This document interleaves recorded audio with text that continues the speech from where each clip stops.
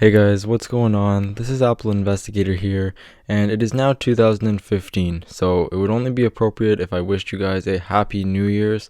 I hope that you guys have a great year. I know that 2014 may have been not the best year for everyone, certainly wasn't the best year for me. Maybe it was a great year for you, I have no idea, but I certainly hope to be having a better year this year.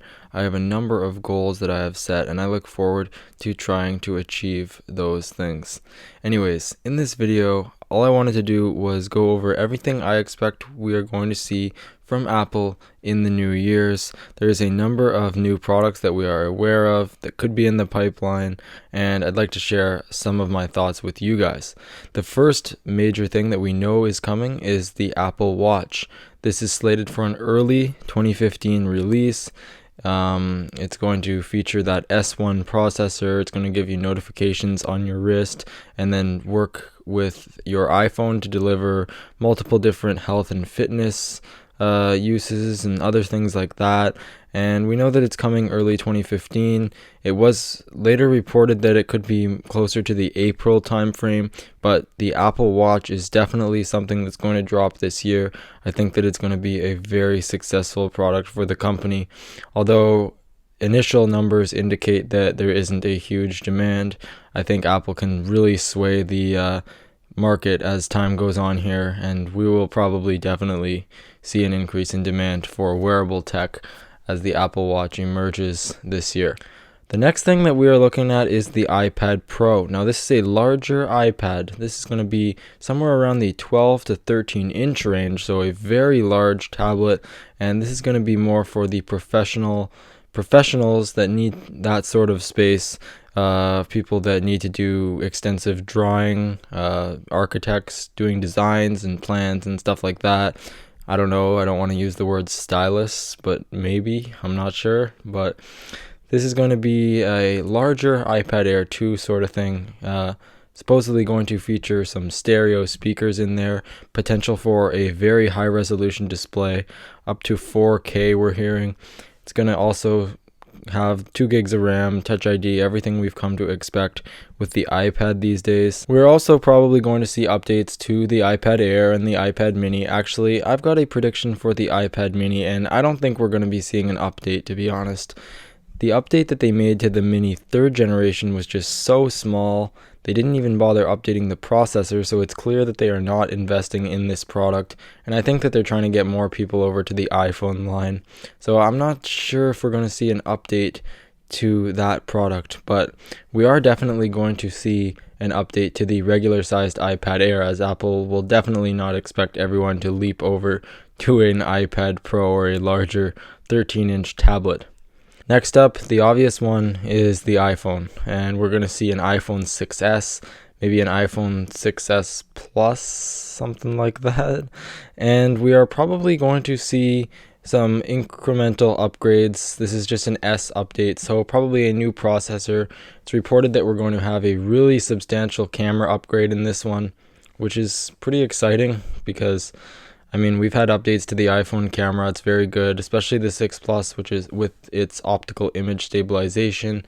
But reports that we could be getting somewhere around a 20 megapixel sensor and crazy stuff like that. There's also a little rumor that we could be seeing the 4-inch iPhone making its return to the lineup, but not much information about that. Another product that will probably make its debut in 2015 is the 12-inch Retina MacBook Air. Now this one's been rumored for quite a long time. It's slated for early to mid 2015, and I know there's been reports of early 2015 manufacturing going on. So this is going to be a MacBook Air, maybe with no fan or fanless, something like that. Doesn't require a lot of energy.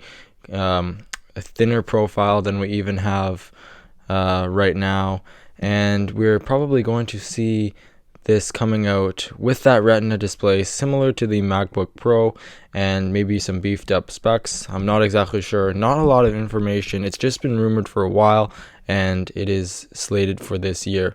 We also could be seeing little incremental updates to the Retina MacBook Pro as well as the iMac. The Mac Pro, we could see some updates. The Mac Mini, not so sure about that one. They did some weird stuff with that this year. making these specs quite less powerful than previous years and not really allowing much user upgradability anymore. Now, the Apple TV is the final thing we need to talk about. This product has been rumored for just a long time, an actual Apple television set. Now, whether we're going to see that this year or next year, that's unclear. We know that Apple has a design, sort of a final design, you could say. It's just negotiations with the cable providers, getting content to the internet, TV channels, everything going online, and that's definitely a huge challenge, and they can't just complete that in a couple of months. That requires years of time. We know that that's been rumored for a long time. We could just see an update to the Apple TV set-top box as well. It's been a long time coming for that guy as well. Maybe time for 4K support or something like that. The Apple Thunderbolt display is also something we have not seen updates to, and it is definitely due for an update, a 4K makeover, because people like using the Thunderbolt display as an external monitor, but many want that 4K right now, so that would be something we expect. The last thing is OS X and iOS 9, as well as Beats Audio. But OS X and iOS 9 are going to be new releases to their operating systems this year. I expect iOS 9 to be a fairly substantial overhaul, as iOS 8 was just a little bit of tweaking, some new improvements and features just for the general user experience. But we're probably going to see a bit of a design shift in iOS 9, but who really knows yet? And OS X, we don't know either. Now the final thing that I'd like to talk about is Beats Audio, and what will Apple do with their huge acquisition that they made in 2014. They spent around $3 billion to acquire the company. Will we finally see some earphones with Beats branding coming to the iPhone box and iPads, and will we see Beats Audio speakers in these devices? It's probably going to make its way into their products at some point this year. Apple's also talked about creating products with Beats that no one's even heard of. Maybe potential for new Apple and Beats speakers, wireless speakers, Bluetooth, whatever it may be. We will probably see something with Beats this year that will finalize the sort of merging between the two. Well, obviously Apple bought Beats, but we'll finally see something that these guys have done together. So thank you guys for watching this video. I hope you did enjoy. Please be sure to hit that like button down below if you did.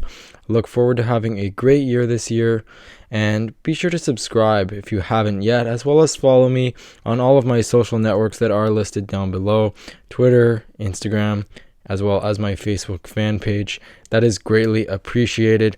I've also got a deal page that highlights a lot of the latest deals on tech on Amazon and stuff like that, so I'll have that link down below as well, so be sure to check that out. I hope you guys do have a great year, and I'll see you in the next one.